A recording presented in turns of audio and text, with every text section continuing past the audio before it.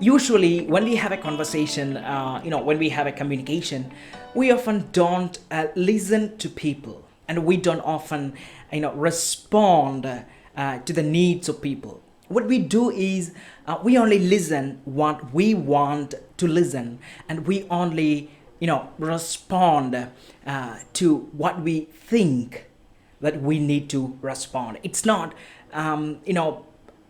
responding to the needs that the or the information that the person is giving us. Instead, we have a certain way of dealing with the things. We have learned a mechanism. Our automatic system actually responds to things based on the past experiences. So the problem is often when we have a conversation with our friends or colleagues or a stranger, we usually take these learned responses from our past experiences, and then we use as responses, as reactions. Imagine you're having a conversation with your spouse, and suddenly your spouse begin to shout at you. So your immediate reaction to that shouting would be either to go away from that place, because running, otherwise to fight him back, which means to shout at him back. So this is what we do, because when somebody is angry, we get angry and we react to that information. But instead, if we just step one step back and look at it, literally trying to understand what the person is trying to say us, what he's trying to give, what kind of information that he's trying to tell us. If we can decode that message, we can literally respond to that need, to the information that the person is giving us, and thereby we can create a better connection. So let's take the first scenario. So our your spouse is shouting you, and so your spouse is shouting at you, and there might be some reasons why she or he is shouting at you, right? So if you just look at it, look at the body language and just the emotions, you can understand that the person is not in balance, he's not in normal, and he is some angry, which means he might have had some disappointments, or he might have felt some betrayal or something. So something he's trying to say that he's not normal, he's uncomfortable, he's disappointed, because that put him in a difficult position, and he's in pain. What he needs is he needs to escape from that pain, that discomfort, otherwise that difficult situation. So that expression of that difficult situation or that stress is the response that he is giving us. It could be the angry face, otherwise the shouting, or otherwise swear words. So if we can truly understand, okay, why he is shouting at me, what is the position, what kind of emotional state that he is in, otherwise what kind of state that the person is in, or what kind of trouble he is in. If we can truly understand, read that information, we can try to really respond to that information instead of reacting to it. Because if the person is in trouble, if the person is in a difficult situation, normally what we do is we help them to come out of that position. And that is exactly what we need to accomplish when we communicate with the people. And if we cannot accomplish that, our communication are not necessarily effective, right? Because we are not communicating in order to just to get something, but also the communication is about this bonding, this relationship, this connection that we make with people, with one another. It could be either a father to a son, or a mother to a daughter, otherwise between spouses. But this connection, this bonding, this relationship can only happen if the person, or if you're really if you can really understand what they are trying to say, if you can really understand what they truly mean, otherwise what kind of information that they are giving us. And if we can decode that information, then we can choose our responses based on that needs. But in most cases, what we do is we react to things. Somebody is angry, we get angry too, right? Somebody, something is wrong, and we shout at that person.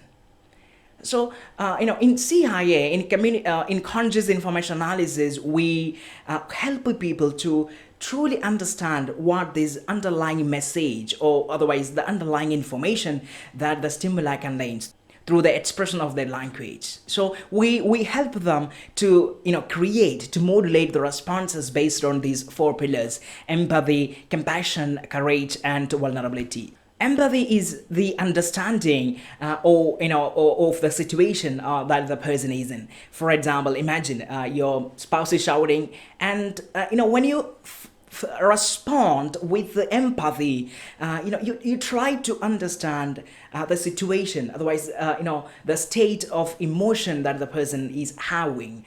Instead of just creating a reaction, we empathize with that person. We try to look through his eyes. And that is exactly what we need in our communications. We need to understand, what he's trying to say by not looking through our eyes, through our experiences, not through our, filters that we have received, but instead, looking through the eyes of that person can really help us to understand what kind of situation, what kind of, state that the person is in, and then by showing our compassion. Compassion is about expressing the willingness to help that person. So once we understand what, we empathize with the person who is in trouble, then what we need is we need to lend our hand to help him to come out of that problem. Now, sometimes it could be, by supporting, by encouraging that person. So when you do that, you use the third pillar, courage. So if sometimes the person cannot come by themselves, so encourage them, support them, and tell them that you are there. By encouraging, by inspiring that person, to come out of that discomfort, we let them to come close to us. We thereby create a better connection, a better relationship, because every relationship needs supports, that courage. Without this courage, this connection cannot happen. Now, sometimes you need to be courageous in order to help that person. Your spouse is shouting, and if you have the courage to listen to that person, to really understand, try to understand the situation, then that connection, that if communication can be whole. Otherwise, it's always the halfway. Because we only try to just stand for myself. So communication isn't about myself. Communication isn't about me, or it's not about self. It's about ourselves. It's about we. It's about this bonding between us.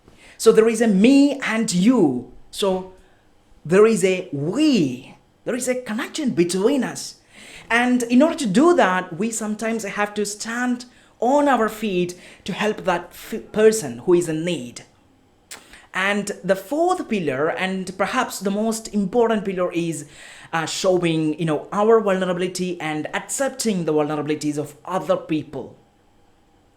Now, vulnerability. So how can that be a pillar, right? Because vulnerability is itself vulnerable. But we are human beings. We are not robots. We are not machines. We are not goats. We are not superhumans. We are just humans, ordinary beings. And that is what makes us who we are, this vulnerability.